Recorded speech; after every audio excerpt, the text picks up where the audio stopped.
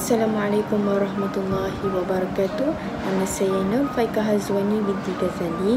Saya daripada kumpulan yang membahaskan tentang kehidupan selepas syurga dan neraka.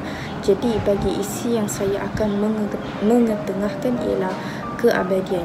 Dalam keabadian ini saya akan menceritakan 5 isi yang penting, iaitu yang pertama ialah konsep keabadian, kedua ialah ciri-ciri keabadian, ketiga ialah kelebihan keabadian, keempat ialah kisah Ainul Hayat atau lebih merujuk kepada cerita Israiliyat, dan yang terakhir ialah pembandingan pendapat agama tentang konsep keabadian ini. Jadi yang pertama ialah konsep keabadian.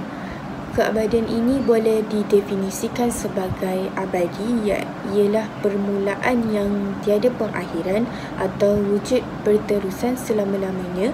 Namun dalam konteks ini, kita menceritakan tentang keabadian yang membawa maksud kewujudan yang kekal abadi atau kekekalan. Kehidupan dari segi fizikal dan rohani merupakan konsep kehidupan yang berkekalan dan abadi, dan rupa bentuk makhluk yang menjadi fokus utama pada kepercayaan dan agama. Persoalan-persoalan seperti ini lebih merujuk kepada rupa dan bentuk yang kekal pada makhluk yang hidup abadi menjadi fokus utama di dalam banyak kepercayaan dan agama. Selain itu, konsep ini tidak selari dengan infinity, di mana lebih tertumpu kepada kehidupan yang tiada permulaan dan tiada pengakhiran. Dalam istilah selama-lamanya, tiada permulaan dan tiada pengakhiran. Jadi keabadian dalam ini terdapat 7 istilah yang digunakan dalam Al-Quran untuk menunjukkan kehidupan selepas akhirat dan adalah kekal selama-lamanya. Istilah tersebut ialah Al-Khulud, Al-Mukammah, Al-Istiqrar, Al-Waqs, Al-Gharamah dan Al-Muqsu. Istilah yang khusus untuk menunjukkan tanpa batas akhir dan kekekalan syurga dan neraka adalah Al-Khulud, manakala sifat yang khusus menunjukkan sifat Allah dan hakiki adalah baqa. Jadi abadi ini lebih tertumpu kepada kehidupan yang tiada penghujung dan akan kekal selama-lamanya, kerana tiada yang kekal abadi dengan sendirinya kecuali Allah. Kewujudan yang ada ini tidak berdiri dengan sendirinya kerana ada yang menciptanya, dan kewujudan itu dari yang lain. Semuanya ada dari ketiadaan dan ada batas waktu tertentu. Sifat keabadian dan kemampuan untuk mewujudkan sesuatu hanya pada Allah bersesuaian dengan sifat baqa'nya. Seterusnya, kita fokus kepada ciri-ciri keabadian. Jadi, bagi mengenali ciri-ciri keabadian ini dalam kajian, kewujudan sempurna adalah salah satu struktur yang dapat dirungkaikan sebagai keabadian yang di mana terdapat permulaan dan tiada pengakhiran. Pertama, tentang keabadian syurga yang telah ditunjukkan dalam Al-Quran, hadis dan kesepakatan ulama Ahlussunnah wal Jamaah. Dalil Al-Quran yang menegaskan keabadian syurga, A'udzubillahi minasyaitonirrajim. Sanudkhiluhum jannatin tajri min tahtiha al-anharu khalidina fiha abada. Surah An-Nisa ayat 57. Jadi maksud ayat ini, kami masukkan mereka ke dalam syurga yang mengalir di bawahnya sungai-sungai. Mereka kekal di dalamnya selama-lamanya. Jadi pada ayat ini kita fokuskan kepada khalidina fiha abada. Mereka masuk di dalamnya selama-lamanya. Tafsiran daripada ayat ini menunjukkan bahawa manusia yang bertakwa dan sentiasa beriman kepadanya akan dimasukkan ke dalam syurga dan hidup kekal di dalamnya selama-lamanya. Seterusnya, berkaitan dengan keabadian neraka. Bagi orang kafir yang menyembah Tuhan lain, ditempatkan di dalam neraka selama-lamanya, seperti firman Allah dalam surah Anbiya ayat 98 dan 99. A'udzubillahi minasyaitonirrajim. Innakum wa ma ta'buduna min dunillahi hasabu jahannam antum laha waridun. Maksudnya, sesungguhnya kamu dan apa yang kamu sembah selain Allah adalah umpan jahanam. Kamu pasti masuk ke dalamnya. Andai kata berhala-berhala itu Tuhan, tentulah mereka tidak masuk ke neraka, tapi semuanya akan kekal di dalamnya. Jadi dalam dua ayat ini menggambarkan bahawa setimpal dengan apa yang kita kerjakan di dunia, dan balasannya adalah sama ada syurga dan juga neraka. Nabi bersabda, sungguh tempat kembali pada Allah apakah syurga atau neraka, kekal abadi tanpa mati di dalamnya, tinggal selama-lamanya tanpa keluar. Rasulullah mengajar tentang keabadian neraka dan akan kekal selama-lamanya. Selain itu, ciri-ciri keabadian manusia selepas dihitung dan dimasukkan ke dalam syurga atau neraka mengikut amalan masing-masing. Manusia yang menganggap kehidupan di dunia itu kekal, malah sebaliknya dunia ini bersifat fana, iaitu hancur. Ia merupakan kehidupan yang terakhir bertetapan dengan hari akhirat, di mana manusia akan menghadapi 4 alam, iaitu alam rahim, alam dunia dan alam barzakh. Seterusnya yang terakhir adalah alam akhirat. Alam akhirat ini adalah alam yang menjadi tempat terakhir untuk manusia, dan semua akan kekal di dalamnya kerana tiada kehidupan selepas itu. Alam akhirat tidak mengalami kematian dan merupakan alam yang sempurna. Dalam hadis kursi diriwayatkan oleh Bukhari dan dari Abu Hurairah bahawa Allah telah menyediakan balasan syurga untuk hamba-Nya yang mana tidak pernah dilihat dengan mata, tidak pernah didengar dengan telinga dan tidak pula terlintas di fikiran. Seterusnya Rasulullah menyuruh kita untuk membaca ayat dari surah As-Sajdah ayat 17 yang membawa makna, jika kamu tidak mengetahui apa-apa yang disembunyikan, iaitu nikmat yang menyedapkan mata sebagai balasan apa yang dikerjakan, maka nikmat itu akan kekal selama-lamanya di syurga, seperti apa yang Allah firmankan dalam surah Al-Baqarah, iaitu ayat 28. Auzubillahi minasyaitonirrajim. Wallazina amanu wa 'amilus solihati ulaika ashabul jannati hum fiha khalidun. Maksudnya barang siapa yang beriman dan beramal soleh, mereka kekal di dalamnya. Bagi isi yang ketiga ialah kelebihan keabadian. Apakah keistimewaan yang boleh digambarkan di syurga dan kenikmatan di syurga yang diberikan kepada manusia yang bertakwa dan taat perintahnya? Dalam surah Al-Furqan ayat 15. A'udzubillahi minasyaitonirrajim. Qul adzalika khairu am jannatul khuldi allati wa'idal muttaquna kanat lahum jazaa'an wa masira. Maksudnya dekat situ, katakanlah wahai Muhammad, apakah azab seperti itu yang baik atau syurga yang kekal yang dijanjikan kepada orang yang bertakwa sebagai balasan tempat kembali mereka. Syurga yang sedia diuntukkan bagi mereka sebagai balasan kebaikan dan tempat untuk dihuni, dan ia juga merupakan keistimewaan bagi orang-orang yang bertakwa. Al-Quran menunjukkan bahawasanya penghuni syurga akan terus kekal di dalamnya bersama-sama kenikmatan.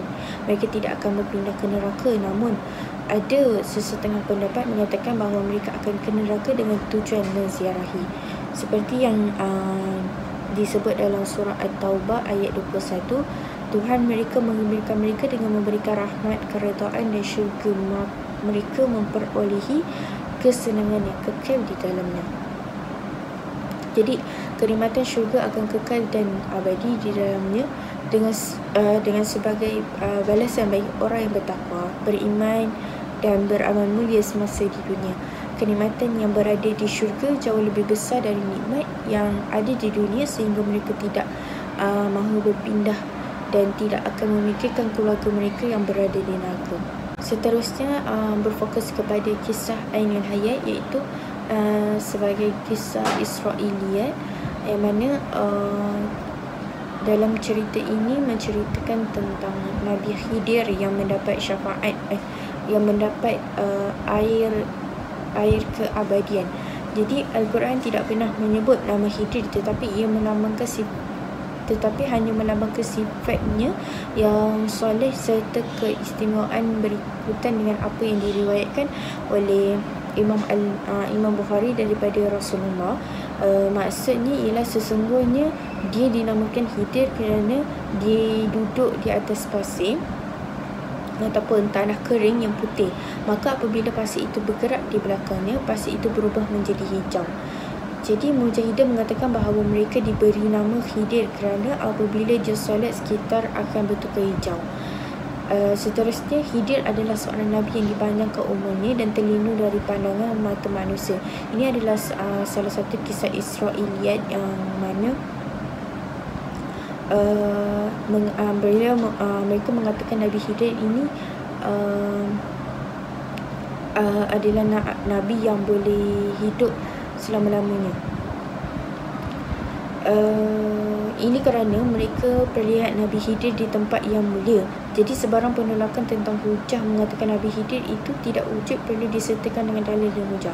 Abu Ishaq al-Talabi, seorang ulama tafsir, yang mengatakan sesetengah ulama berpendapat tidak akan mati Nabi Khidir melainkan pada akhir zaman. Ketika itu Al-Quran diangkat.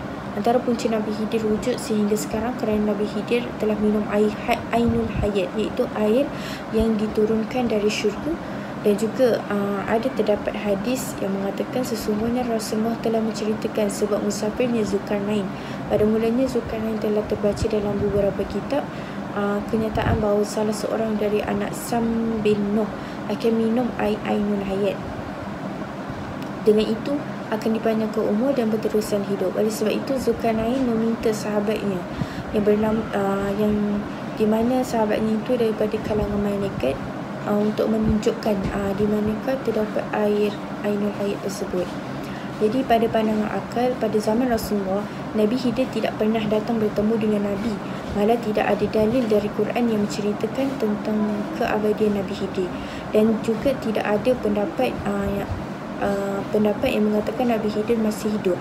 Ia hanyalah anggapan semata ataupun dikenali sebagai kisah Israiliyat. Sebaliknya tidak ada dalil dari Quran dan Sunnah yang menceritakan perihal tersebut. Keterangan dari kitab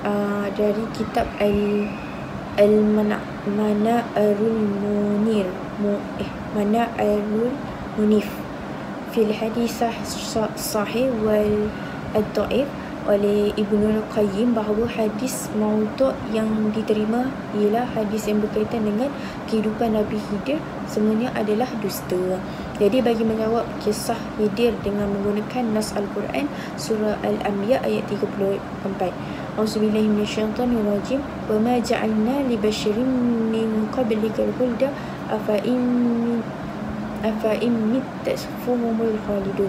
Maksudnya, kami tidak menjadikan hidup abadi bagi seorang manusia pun sebelum kamu Muhammad, maka jika kamu mati, apakah mereka akan kekal? Jadi Al-Quran menceritakan tidak ada yang akan hidup kekal abadi sedangkan Rasulullah telah wafat. Dapat disimpulkan bahawa cerita tentang Ainul Hayat adalah rekaan semata-mata berdasarkan kajian dan logik akal. Berfokus pada isi yang terakhir ialah perbandingan antara pandangan Islam terhadap keabadian dan agama Kristian. Pandangan agama Kristian penting untuk percaya Yesus kerana Tuhan Yesus akan mengurniakan kesucian spiritual kepada manusia melalui Yesus. Manusia yang telah suci, Tuhan Yesus akan menerima dia untuk bersatu dengannya dan akan dikenali sebagai justification ataupun justifikasi dan akan membawanya sebagai sebahagian daripada Tuhan Yesus. Manakala praktikal ini dikenali sebagai pengaktifan ataupun identification yang dicapai dari pengorbanan Yesus di tiang salib. Jadi Holy Spirit ni memastikan setiap individu Kristian agar sentiasa berada dalam kepercayaan Yesus mengikut keyakinan dan ajarannya. Jadi dengan cara itu, setiap individu yang dapat menikmati kehidupan abadi atau hidup kekal selama-lamanya dan hidup terus bersama kerajaan Tuhan Yesus yang dimulai dengan dunia dan diakhiri akhirat yang kekal abadi. Jadi Tuhan Yesus juga menjanjikan kepada siapa yang yakin dengan pengorbanan mereka ataupun pengorbanan Yesus itu sendiri, maka dia akan kekal abadi di dalam syurga Tuhan atau external abode, iaitu tempat tinggal luar. Ia adalah sebagai perkhidmatan kepada Yesus yang merupakan tempat tinggalnya yang kekal abadi. Jadi konsep yang ditekankan oleh agama Kristian ialah memenuhi falsafah dan tuntutan ajaran agama Kristian yang dapat menggabungkan hubungan suci individu dengan Tuhan mereka serta menjamin kehidupan yang kekal abadi kerana mereka memerlukan di antara mereka, saling memerlukan antara mereka. Jadi konsep ini lebih mengetengahkan soal pemahaman dan pelaksanaan yang mendalam terhadap semua konsep salvation ataupun keselamatan. Jadi untuk mencapai hidup yang kekal abadi, setiap individu daripada mereka ini perlu melakukan pengobatan mengikut ajaran mereka. Berbeza dengan agama Islam yang di mana individu mengikut pelaksanaan tuntutan agama kerana ingin mendapatkan keridhaan Allah serta meraih kenikmatan syurga yang dijanjikan. Allah berfirman dalam surah An-Nisa ayat 69 yang membawa maksud, barang siapa yang mentaati Allah dan Rasul, mereka akan bersama-sama dengan orang yang diberikan nikmat oleh Allah. Itu ialah janji Allah pada orang-orang yang soleh dan mentaati perintahnya. Menurut Islam, dunia ini tidak akan kekal selama-lamanya serta makhluk akan binasa. Seperti yang disebut dalam surah Al-Rahman ayat 26, kullu man 'alaiha fan. Setiap yang ada di bumi akan binasa. Jika Allah mengkehendaki sesuatu, maka jadilah ia tanpa sebarang halangan serta gangguan. Jadi pengajaran bagi isi ini ialah tidak ada seorang pun yang akan terselamat dari menghadapi alam kematian. Pengarang kitab Al-Jawahir Al-Kalam fil Aqaid Al-Islam mengatakan bahawa hari kiamat adalah tempat balasan yang kekal abadi setelah binasanya dunia yang penuh dengan ujian, dan ia akan kekal di mana manusia akan dipertanggungjawabkan atas apa yang taklifkan semasa di dunia. Jadi mereka akan kekal di dalam syurga selama-lamanya, selama mana adanya alam, kecuali apa yang Allah kehendaki. Sekian daripada saya. Assalamualaikum warahmatullahi wabarakatuh.